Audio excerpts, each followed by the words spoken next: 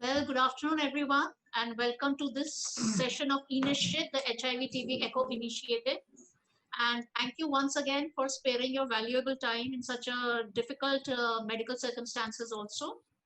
And before I begin the session, let me request everybody who has joined us that if they are more than one person in the room, then we would request you to wear masks and if possible to sit at a distance of 1.5 meters to 2 meters from each other. Minimum, yeah.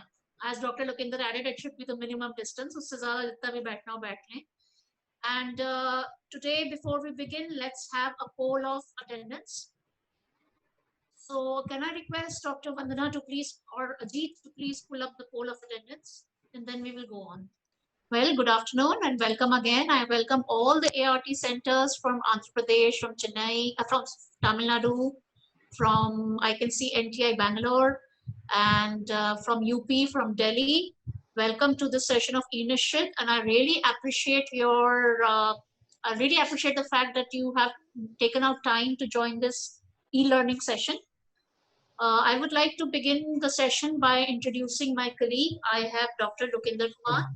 He is a senior chest physician at the National Institute of TB and Respiratory Diseases, and he would be the medical specialist for today, and he will also deliver the didactic.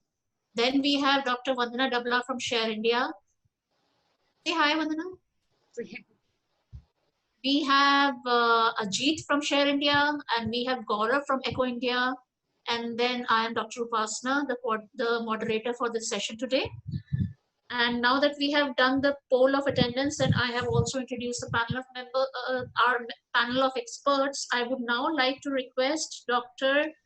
Neetu Gupta, the Senior Medical Officer from the ART Plus Center of KGMU Lucknow, UP, to make a deliver her case presentation. And before Dr. Neetu starts, I would like to tell her that Dr. Lokinder is also an alumni of your college. He is an MD in TB and chest from KGMU. So indeed it's a privilege for him and for us to have his alma mater talking about a case presentation today. And I request Dr. Neetu to please begin her case. Good afternoon, everyone. Good afternoon, ma'am, sir. Good afternoon. And to all my colleagues, good afternoon. I am Dr. Neetu Gupta, as Dr. Upasana said. SMO at ART Center, ART Plus Center, KGMU, Lucknow. Today I'm going to present this case of a 35-year-old male patient. He was initiated on ART in 2012 from RML Hospital. This is again another ART center in Lucknow. And he was started on ZLN at that time, according to the guidelines that time. He was started on ZLN in March 2012. Then he was doing okay. The CD4 baseline CD4 was 376, and then then there was an incidence of tuberculosis, pulmonary tuberculosis, in December 2012. Then the patient was shifted on ZLE. No records are actually available. The patient is transferred to our center after that. So patient was started on ZLE, shifted, ARV was shifted to ZLE, and patient was started on CAT1 ATT, but that was also from private, I think, because it's written here as private from the private place. Then again, when ATT was stopped after in July 2013, patient was shifted back to ZLN. After that, patient shows a declining CD4 count in 2016. The baseline was 376, and then patient has 230, 244, 122, and because of this immunological failure, patient was being tested for viral load. He was referred to ART Center KGMU for testing for viral load, for confirming the virological failure. Patient was tested for viral load, and it came out to be 41,300 copies per ml. And that is a report of April 2016. Then patient was e-referral was done to SASIP, and then patient was referred for SASIP, and we decided to switch patient to second line ARV. And because the patient was on ZL, we shifted on the tenofovir, lemivudine, atazanavir, and ritonavir. Since then, patient is on second line ARV with stable CD4 count, and viral load is coming out to be TND, that is target not detected. With greater than 95 adherence all the time. Again, in November 2019, patient care reported to us with fever and cough. And as the patient was forest positive, fever and cough was there, and he was tested for CBNAT. Testing was done, and he was tested positive for CBNAT in sputum. And the report also said that it was Rifa sensitive. Then ATT was started on December 2019, and patient being on second line ARV, we decided to start a rifabutin based regimen with 4 drugs. And we started patient on rifabutin, INH, pyrazinamide, and ethambutol. Now, since then, patient is on ATT, and right now, patient visited us on 1st of June, and sputum report was not available. We wanted to repeat a sputum before stopping the ATT. So next time we'll be getting the sputum report, and then we are planning to stop ATT. Now, my concerns are actually in between. Rifabutin was out of stock from RNTCP. We were not given rifabutin, so we asked patient to buy from outside, because some patients are not ready for that. So what are the alternative we can use for rifabutin? And like in some patient also, the similar cases we are having at our center, and in that case we sometimes give levofloxacin because of modified ATT we are giving. So rifabutin, if not available from RNTCP and even from private, then what to substitute for rifabutin, and what are dosing and drug interaction of rifabutin? All the investigations were normal, or other investigation, hemoglobin, LFT, KFT were normal. This is the white card, copy of the white card of patient. So long follow-up since 2012. Adherence was usually 100% or greater than 95% all the time.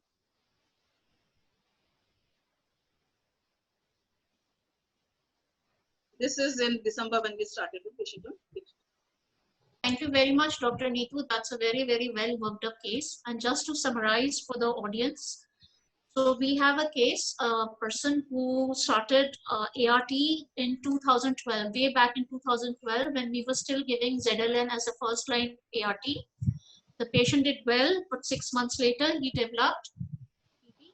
The details of TB are really not available as to which site it was affected and what was the regimen. Most probably, it was something that was done from private practice. But what the ART center did correctly was that they shifted him on ZLN. Now, the patient, it seems, continued in good health from 2012 till 2016, when they saw a fall in CD4. Viral load was done promptly. He was diagnosed failure, and the patient was shifted on tenofovir, lamivudine, and atazanavir, and has been doing well since then, 2016 till December 2019, when he again was diagnosed with TB. Though the X-ray showed hilar prominence, it seems there must have been a pulmonary patch also, because they could isolate MTB was detected in the sputum sample, which was rifampicin sensitive. And the patient has been, because he is on second line ART, the patient was correctly put on rifabutin, INH, pyrazinamide, and ethambutol by the center. The main issue that the center faced was that we all know that the supply of rifabutin is very erratic. And if we are not able to give it for the entire 6 months, then what are we supposed to do? In an ideal scenario, a patient should have his entire dose of rifabutin given to him the entire 6 months the day he starts on rifabutin, like we used to have in a box-wise approach. That if we start somebody on rifabutin, he at least gets his rifabutin for the entire 6 months. But sometimes it doesn't happen. You get rifabutin in bits and pieces. You get it for 1 month, you don't get it for the next 2 weeks, then you get it for another 3 weeks. So this is a real issue for people who are on second line or third line ARTs, in which there is a protease inhibitors and they need TB treatment. And let me tell you, this is not a small number. You know, once when you fail, initially there are a lot of people who are diagnosed with failure, ART failure, only when they develop second episodes of TB. That is when we actually come to know that the patient has failed. So it is not a less number. People on second line and third line are very much prone to getting TB, because they are at a stage of immunosuppression at the time when they have not shifted to the new regimen, or rather the new regimen has not started working. So it's a real issue. So with this summary, I would like to open the case for discussion to the House. Is there any additional information, additional issues, or any comments or suggestions that anybody in the audience would like to make?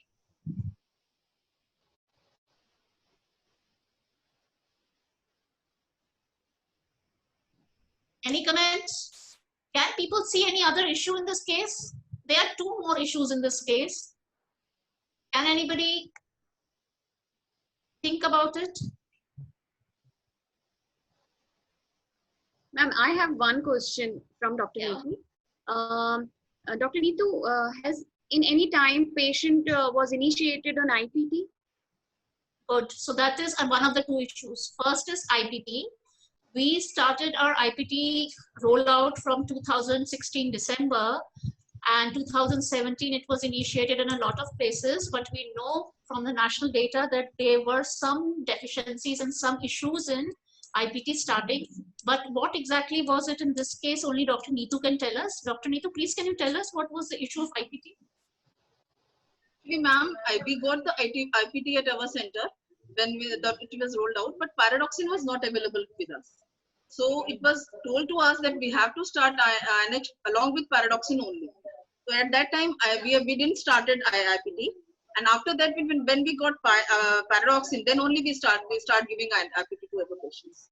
Dr. Neetu, by what time were you able to, in practice, by what time were you able to start the IPT in your patients? Actually, like I think it's about 8 months back only we started. Okay, so thank you. So we can see what happened. Even though the guidelines were rolled out, but because of procurement and other drug availability logistics, the guideline actually didn't take off much ahead of time. Like it should have been there since January 2017. But in practical, it has only taken off at the end of 2019. So this is one of the issues. There's another issue, which is maybe a non-issue, but there is one more issue right in the beginning of the case. If somebody could possibly point it out. So I just want to ask if somebody, as nobody is coming forth, can I ask the audience if somebody started on ART in March 2012 and they are diagnosed with TB, a new TB in December 2012, does it fit into the criteria of unmasking iris or not?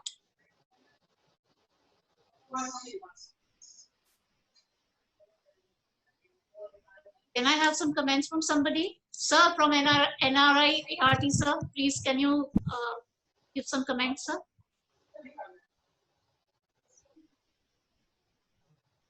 And because of the CD4 levels and other things, it shows failure. But one thing is happening, and CD4 showed a declining trend. That means immunological failure, and they kept it. At the same time, viral load also increased. So after that, once again, he came back to ZLN. At that time, the guidance is there. Only after 6 months, you can leave it once again back to ZLN. But actually, latest guidance is that you have to continue the same substitution after the treatment of that one also.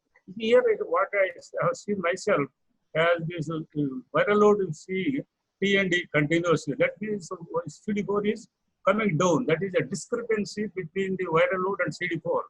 That also shows some stable CD4 count is not there. But actually, if you see that one, CD4 continuously, there is a problem.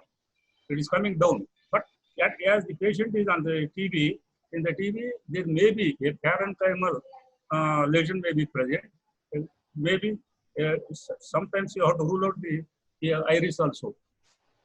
In this case. Ma'am, actually, in this case, iris could not be there because CD4 was declining. In iris, when we diagnose iris, when we do CD4 should be increasing if iris could be there. But in TB also, it will come down because the viral load is, the sensitive test is viral load. That is TLD, not detected. But the CD4 is coming down. There may be some unknown infection like that. Or some drug reaction may be there. Iris could not be there right now because iris is usually in the starting of in the starting 6 months or 1 year of the case ART. But because right now patient is on ART since 2012. So but in our experience, in our This one case presentations we have seen, madam. After 1 or 2 years also, the patient has come, one patient with We anti-tuberculosis. excluded HIV-2 also. Because HIV-2 could be there. Only HIV-1.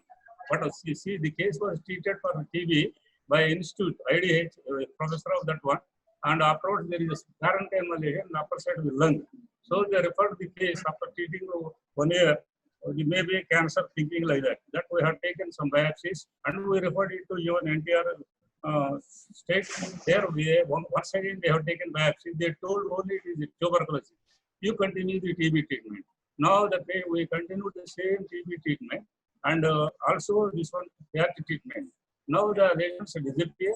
The patient is all right. Now, sometimes even the recurring of these viral loads and CD4 during the background of this infection of the tuberculosis, they may here they are telling some parenchymal lesion also.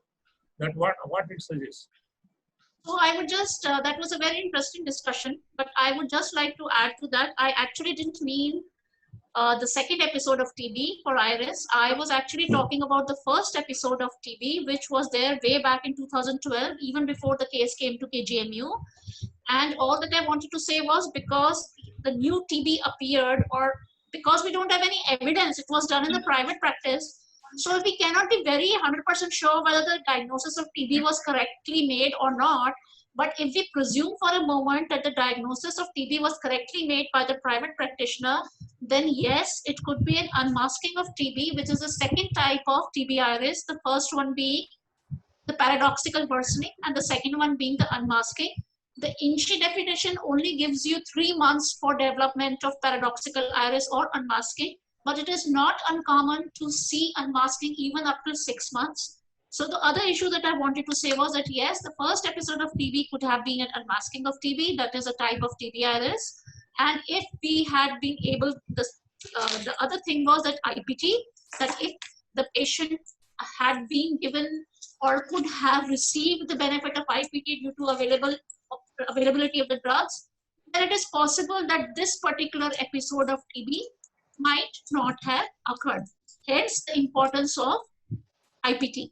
Hence, again, we re-emphasize, I would like to take this opportunity to re-emphasize the importance of IPT. Sometimes we do not understand the importance of IPT, but once you give IPT, every patient saved from chronic or active TB is a score made in the favor of the HIV patient. So with these comments, I would like to now invite Dr. Lokinder Kumar. He is our specialist. He will answer Neetu's questions, but as his didactic is actually on the issue itself.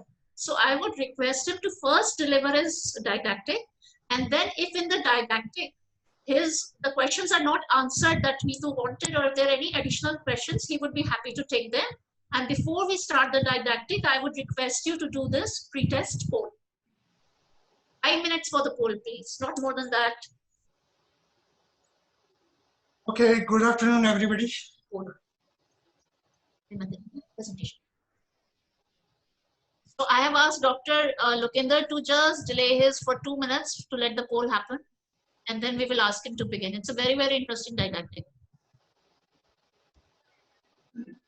And I understand it is, today we have to be, I think, multilingual. There are people from UP, Delhi, Tamil Nadu, Andhra Pradesh. We will try to do our best. Now I would request Dr. Lokinder, Senior Specialist TB and Chest at the National Institute of TB and Respiratory Diseases, New Delhi, to give his didactic related to the case that Dr. Neetu presented. Over to Dr. Lokinder. Good afternoon, everybody.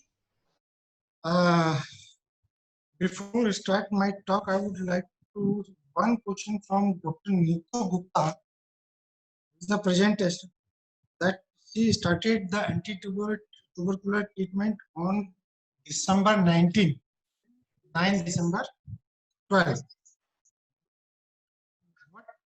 The total duration of anti-tubercular treatment is almost 6 months. So, still you want to continue the treatment, or you are done with your treatment? So we are going to stop treatment, but we are waiting for sputum report. That's awaited. Okay. Sputum report, repeat sputum we were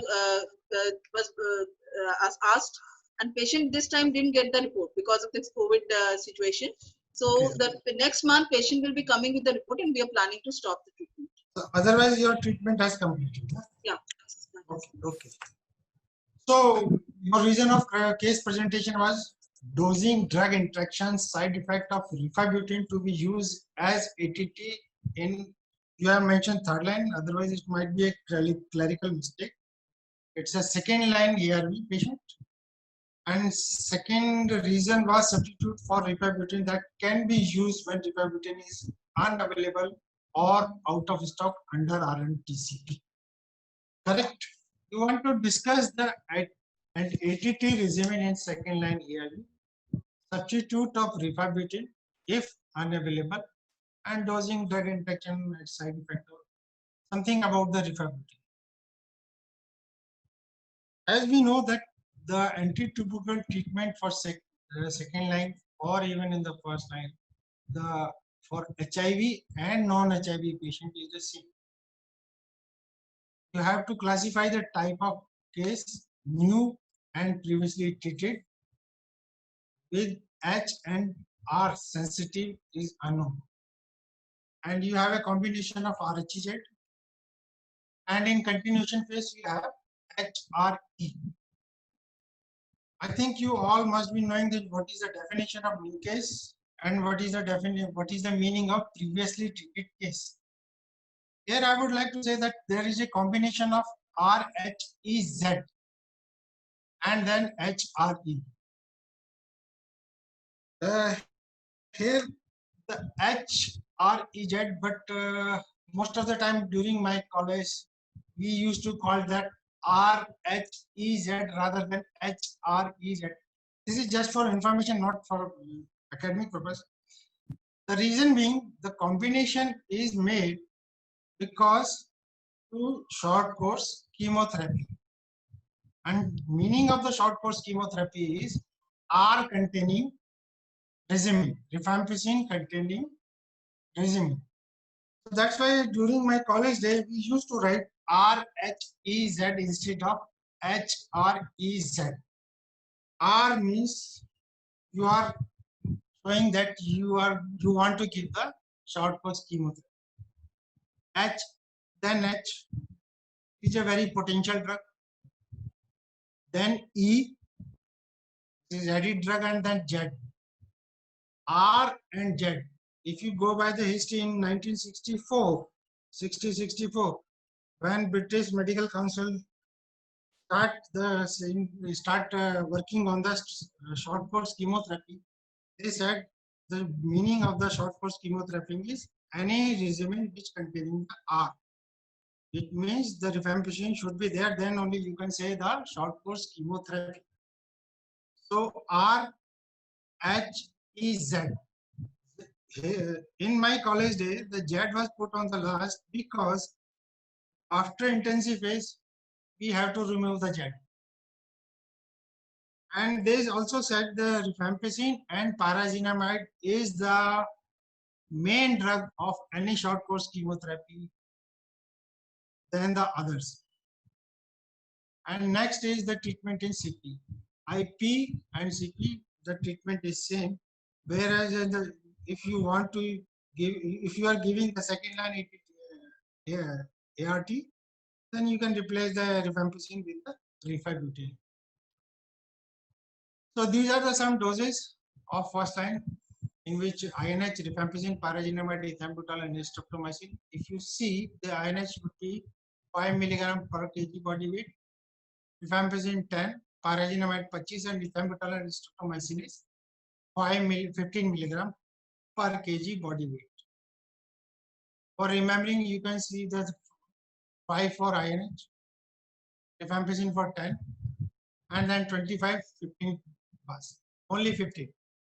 15 is for ethambutol and streptomycin. That could be very easy to remember. 5, 10, 25, and 50. So that you will never forget the doses of anti-tubercle treatment as per the kilogram body weight. So now they have newly RNTCP guideline giving the anti-tubercle treatment on the fixed dose, and that is based on the kilogram of the patient, kg body weight of the patient. If you want to remember, you just remember the 25 to 35 is 10, difference of 10, and then 15, 15, and then 10. Like 25 to 35 and 35 to 50, 49, 40, 50 to 65, and 65 to 75. If you see 25 to 35 is a 10 kg difference, and then 15, 15, and then 10.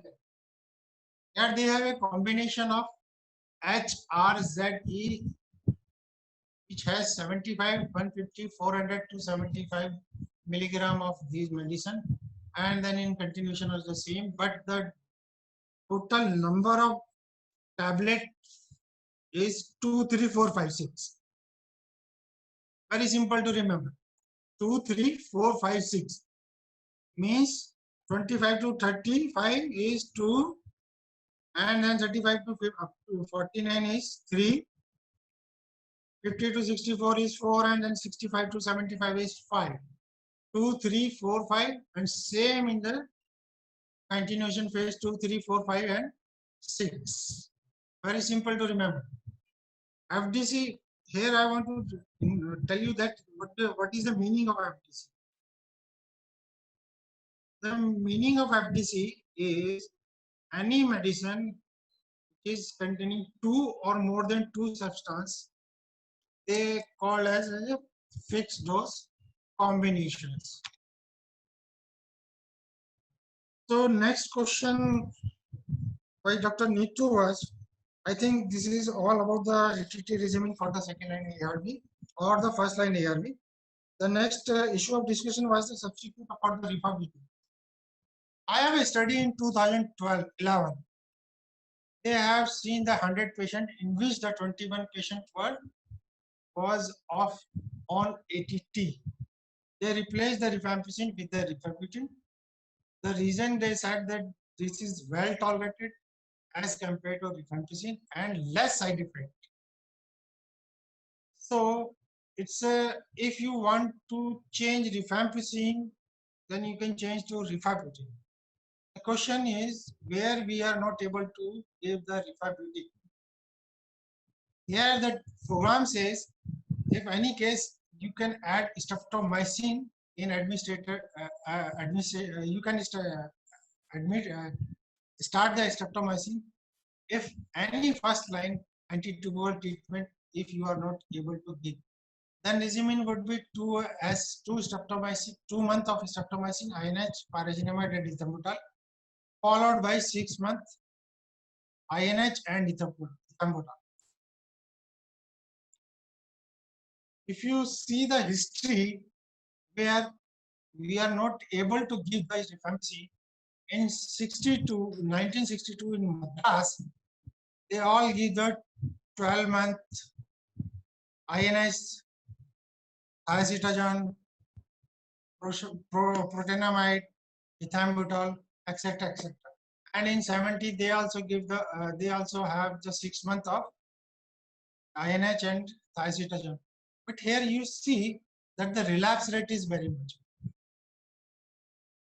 So these medicine could not be sustained. So it reflects automatically if you are not giving the rifampicin, the relapse rate would be very low. So in this slide, the answer of your question for substitute of the rifampicin.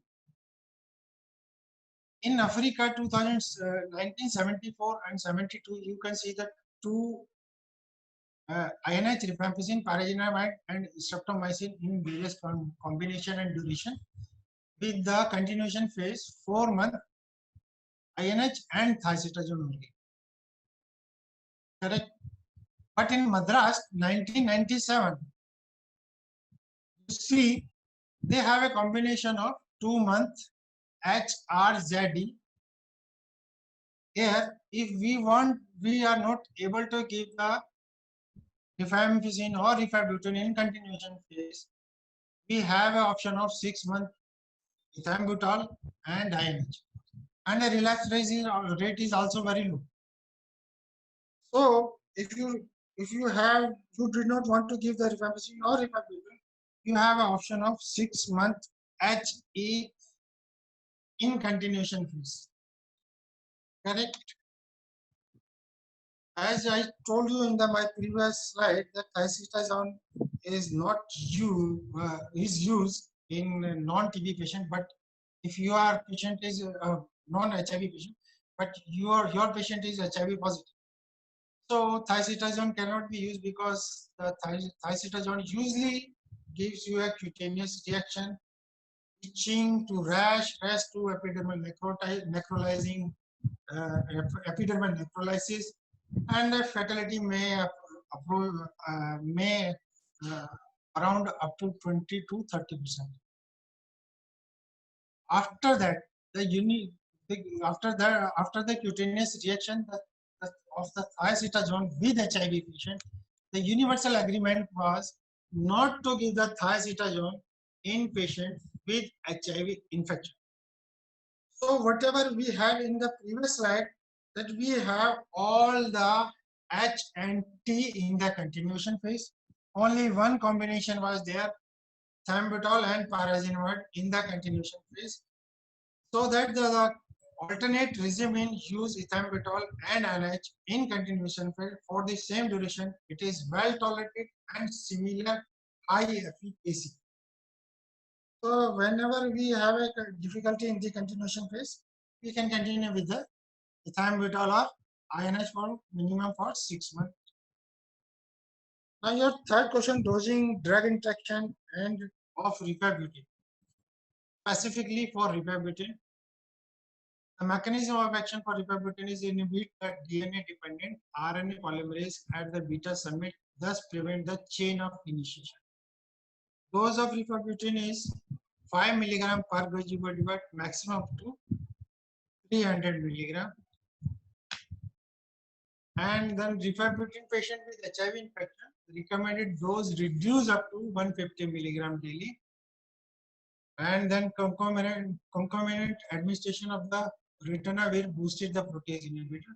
In contrast, rifabutin co-admission may significantly reduce the concentration of rifabutin, which is given as 450 mg daily. In reference to creatinine clearance, if this is less than 30 ml per minute, it is recommended that the dose should be reduced up to 50%. At the same time, the dose is not advised to be reduced up to 50% in the healthy volunteers because it's not needed. So if we want to talk about the resistance of the rifampicin or rifabutin, the rifampicin resistant is, if you have a rifampicin resistant, you have almost all the component of rifampicin resistant. But in some study, they found that 20 to 30% cases where the rifampicin resistant is present, they found that 20 to 30% are susceptible to the rifabutin. And they suggest that if you have a rifampicin resistant pulmonary tuberculosis, means MDR, it is better you can have the rifabutin sensitivity also, which is not doing here in India also.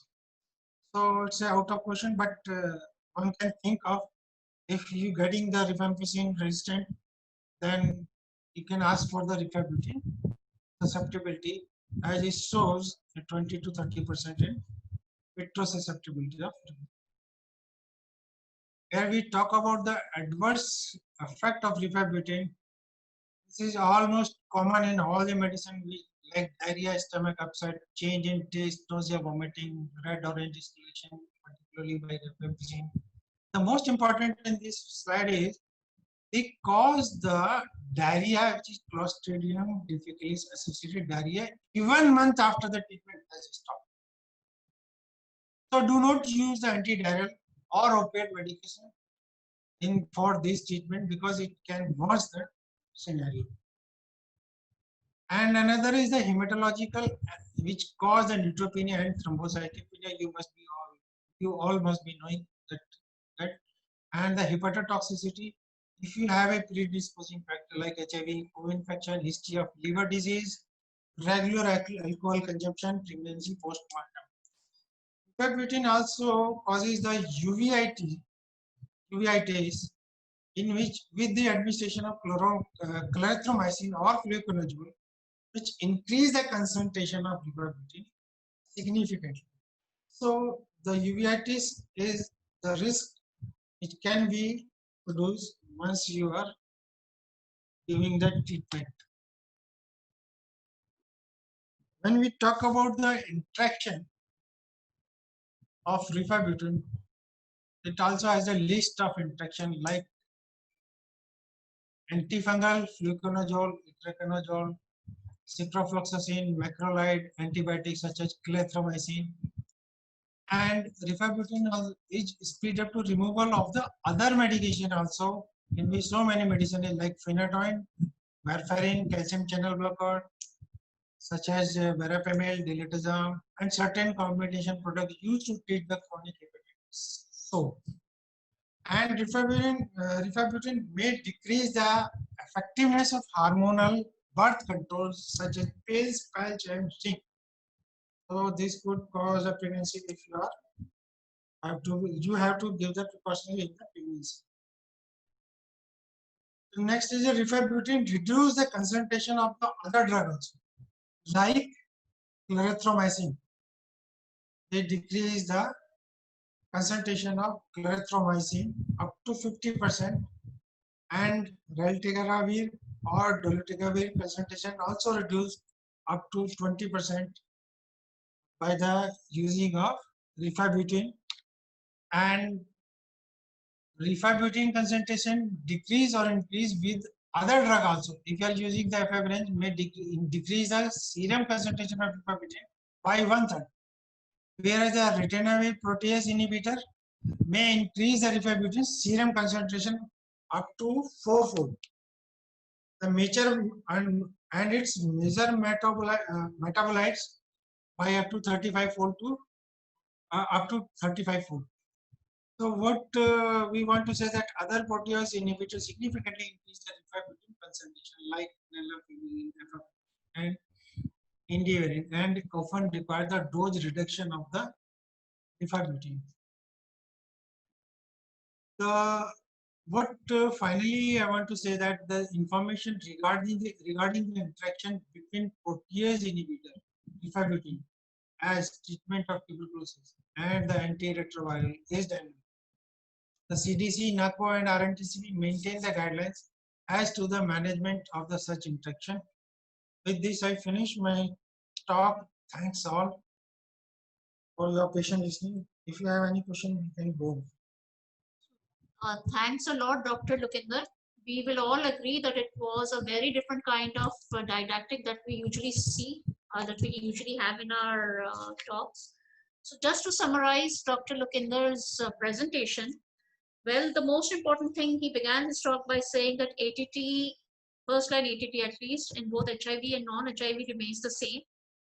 And another thing that he said that for this particular case where we are talking of shifting rifampicin to rifabutin, basically both rifampicin and rifabutin are rifamycins. So they are the same group and they are shown to have equal efficacy. But the third one, rifapentine, might not have same efficacy. So when we talk about rifampicin and rifabutin, we are actually talking about an interchangeable efficacy. And we can manage our ATT regimen according to the side effects and drug interactions and choose either rifampicin and rifabutin. Scientifically, technically there are other things, whether it's logistically available, whether the patient can afford, that's another story. The second most important thing that he told us was that when you start constructing a short course chemotherapy of anti-tubercular therapy, we can only make it short course. That is, we can only make it for 6 months if we have both a rifamycin and pyrazinamide. Both. If we do not have a rifamycin or we do not have a pyrazinamide, even if one is missing, it cannot be 6 months. So now, after understanding of this concept, he came to the fact that if we now came to the question of Dr. Neetu, that suppose rifabutin is not available. Now there can be 2 places at which rifabutin is not available. It is possible that you might not be able to get rifabutin right from the start. So if you're not able to get rifabutin for a patient on 2nd or 3rd line ART, in whom rifampicin cannot be given right from the start, then the best alternative would be to add streptomycin to INH, pyrazinamide, and ethambutol. The program says this. So this is what the program says. So we have a regimen which would be SHZE. But because we do not have a rifamycin in the regimen, it cannot be 6 months. So even though after 2 months we will stop our streptomycin, in the continuation phase, we will give INH and ethambutol, but that for 6 months. Minimum 6. Minimum 6 months. Mm. Not 4 months as we would have done if we had had a rifampicin in the continuation phase. We would have INH and ethambutol for a minimum of 6 months with the possibility of extension of the continuation phase in case there is an inadequate or slow response in a particular patient. And now comes the second scenario. Suppose you are able to give rifabutine in the intensive phase. That is actually a very good option. We should try to fight for rifabutine at least in the intensive phase. So suppose you could do it in the intensive phase. That's very good. But you could not procure it for the continuation phase. Then in that case, again, you would have to give HE for a minimum of 6 months. But because you used rifamycin, rifabutine in the intensive phase, the efficacy of this regimen would be higher. High. As Because shown in Madras study, as you could see in the Madras trial, where they used RHZE followed by 6 months, followed by 6 months of HE, the relapse rates and only 5%. yes, but only 5%, and cure rates were very good. So please fight for rifabutine at least in the intensive phase. But in case you cannot, then you have to fall back on SHZE and at least 6 months of HE. If you can get it in the intensive phase, then again your continuation phase goes to be HE for 6 months at least. Other point that he pointed out was that the dose of rifabutine, when we use it with antiretrovirals, changes.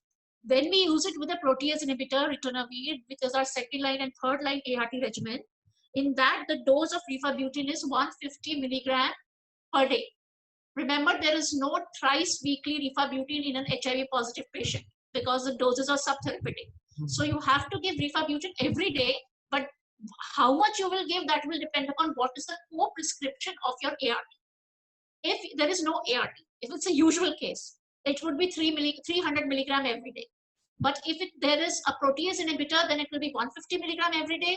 If it is efavirenz, it will be 450 milligram every day, because efavirenz washes out rifabutine. And if for some reason you have to give it with nevirapine, then it will be the usual dose of 300 milligram every day. Remember that in patients of kidney failure who have creatinine clearance of less than 30, the dose of rifabutine, whatever is the correct dose, has to be reduced. Another interesting thing was that rifabutine and rifamycin are seen to have a high level of cross resistance, but we know that there are 20 to 30% cases who might be resistant to rifampicin but might not be resistant to rifabutine. So you can actually still use rifabutine in this 20 to 30% people. The only limitation being that we do not have rifabutine sensitivity available in India under the national program.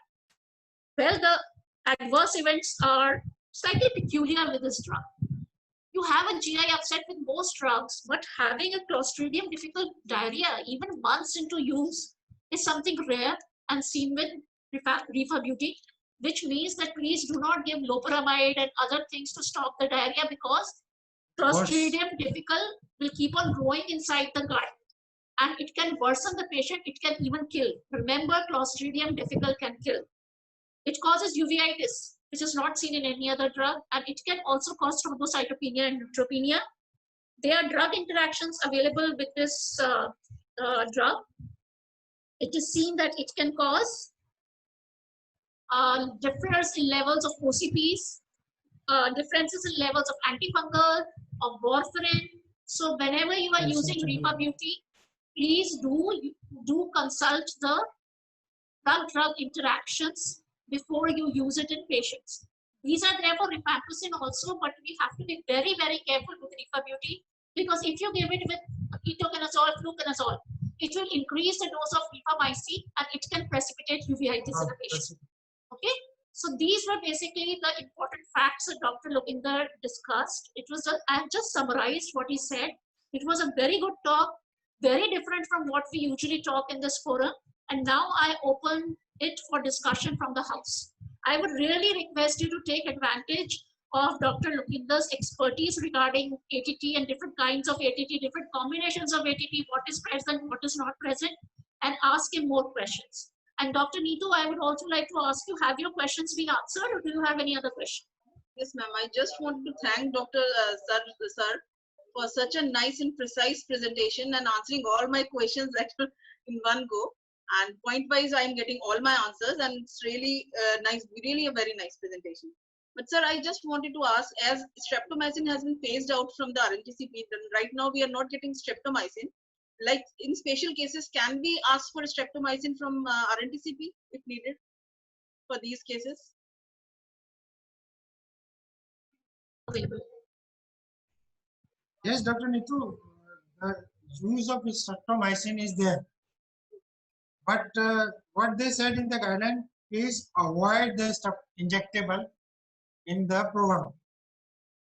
But once you have any ADR or you are not able to give any one medicine in the intensive phase, they have specifically mentioned you can add streptomycin in place of any one medicine if you are not able to give. Specifically, we have to ask, we have to send a request to RNTCP for this, no? Yes. Just sending the report request, and then they'll be giving. Yeah, you will have to make a parcha, you will have to make the necessary justification.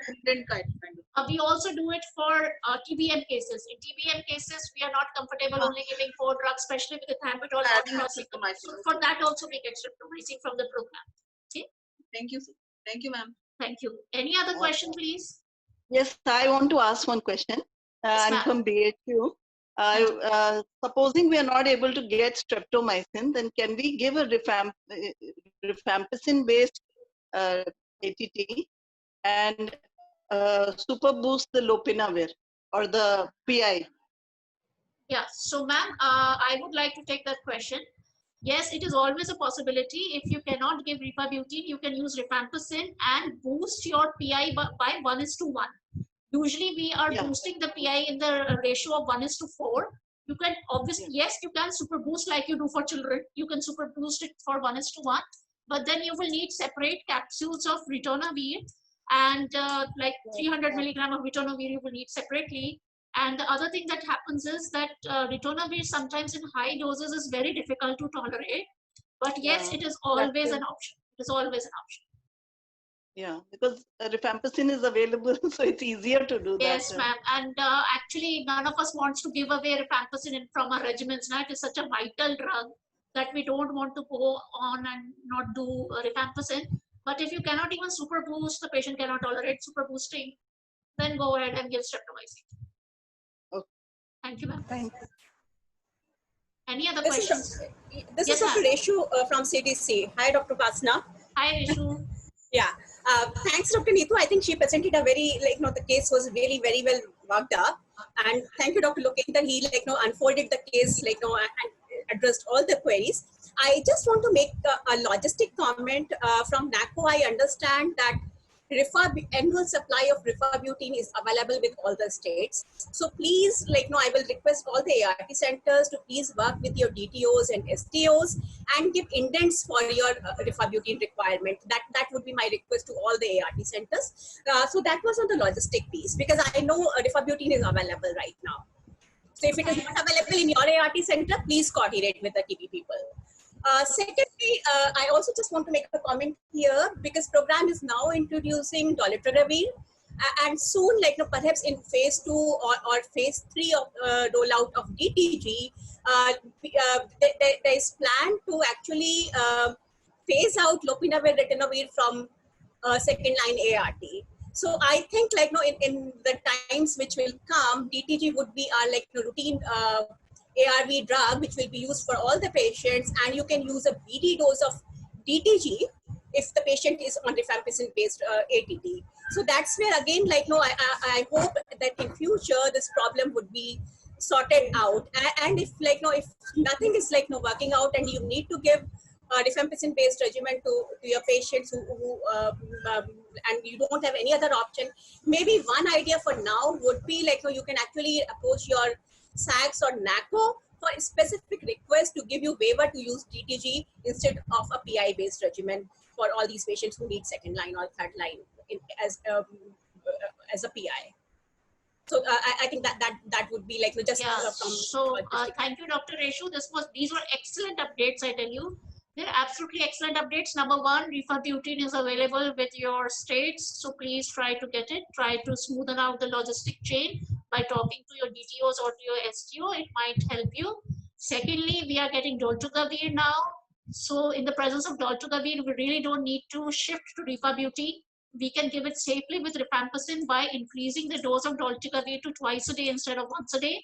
And third thing is that if you are facing a situation of rifabutin deficiency in your particular ART center, you could possibly request your SAGS, not that instead of the TB people are not giving you rifabutin for some reason, you can request your SAGS to shift your PI-based person onto a dolutegravir-based ART, and then with the dolutegravir-based ART, you can get rifampicin. So these were some excellent updates that were given by Dr. Reshu. Thank you very much. Any other comments, please?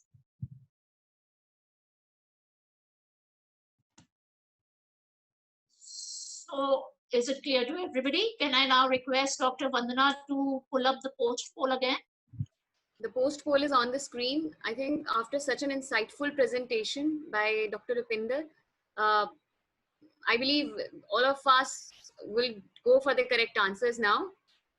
We just want to reiterate that these polls are anonymous. So please, all the RT centers are requested to go through these questions. Okay. So thank you so much. So is there any other question?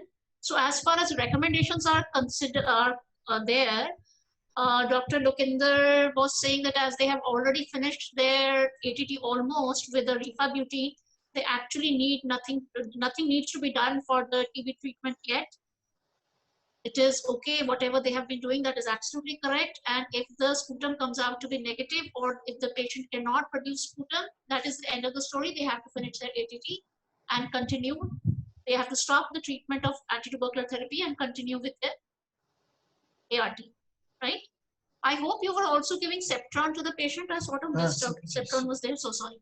Yeah. So, okay, now with, thank you, Dr. Neetu. So with this, we are just winding up, and I'm asking Dr. Vandana to discuss the post poll. We can see the first question was that Appeal HIV on second line ARV treatment is diagnosed with TB. So which of the following TB drugs should be replaced? So now we know that the drug is rifampicin. We have to substitute it with rifabutin. And the second question was that Appeal HIV with poor adherence complains of fever and cough on his ART visit. So what should be the immediate action? Should we advise patient to go home after receiving his ARV drugs, or should we send patient for COVID-19 testing because he's complaining for fever and cough? Or should we immediately investigate for tuberculosis or initiate IPT? So of course, the first course of action for the medical officer is to investigate for tuberculosis. And we know that once the TB is ruled out, if the TB is not there in the patient, only then we can start with the IPT. So that is not an option. And just Dr. Upasana, many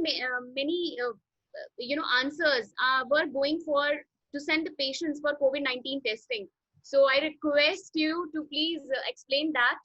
Yeah. So see, actually this is a very valid point. You know what these people are saying is send for COVID-19 testing is also the right thing, because there is some mention from CDC that like TB, HIV positives are also more susceptible to getting COVID disease. So in today's scenario, if you have a short fever of less than 14 days or a short duration of cough of less than 14 days, then it would make sense to get a COVID testing done first. And of course, if the patient is not COVID, then it would make sense to investigate the patient for TB. So I guess in this case, both answers are correct. And I would tend to agree with the patients that if the duration of fever and cough is small, it's a short duration, it's an acute fever and cough, then yes, please go ahead and go for COVID testing first. The thing is, the symptom of the pulmonary tuberculosis as well as the COVID get a bit overlapping. So fever, we had a fever also, COVID also have a fever. Patient have a cough also, we had a cough also. So it might be confusing because today we are talking about the COVID, so answer would be COVID. Otherwise, you have to think TB also. But because we need to keep a high degree of suspicion, index of suspicion for COVID. For COVID first, and then we need to think of and TB. COVID will kill faster, COVID will get deteriorate faster, and then CDC says that HIV positives are also more prone to COVID, and acute history is more in favor of COVID, especially in the times of a pandemic. So a short history, go for COVID. Chronicity, go for TB first. Even if you go for COVID, keep a track of the patient. If COVID negative, go ahead and investigate for TB. So investigating of TB can never be wrong. But yes, with the acute history, you should also think of going for COVID testing. COVID-19 testing. Okay. So Thank I you. think that is all for today. Can we have a poll for feedback? Mr. Ajit, can you please pull up the poll for feedback? It's already there on the screen, ma'am. Okay, thank you. So please, can I ask everyone to do a feedback poll? Why can't I see it? Can you please pull it up again? I think it's minimize something. You can just click there. I have. Is it there, Dr. Vandana? Can you see it? A few of the people have already filled the feedback poll. Yes, ma'am, Okay. it's there. Okay, okay. So can, Certain So- people already fill. what do I click to see the feedback? Polls. I think you mean something. Click on the pod. Maybe it's either. Just click the polls, the icon, poll icon. Okay, okay, okay, okay, okay. Thank you. So thank you so much. And while you are doing your poll, and I would like to sign off, thank you to Dr. Neetu for a wonderful presentation. And it was a very, very well managed case. They had, actually the patient had been worked out perfectly. And thank you, Dr. Lokender, for such an insightful talk. It was really a very interesting talk in which we came to know a lot of new things about the management of chemotherapeutics and antitubercular therapy. And thank you all for joining today. Thanks to all my participants, to all the ART centers, to NTI Bangalore. Thank you, Dr. Vandana. Thank you, Ajit, and thank you, Gaurav from Echo India. And with this, we sign off. Good afternoon. Good afternoon. Bye.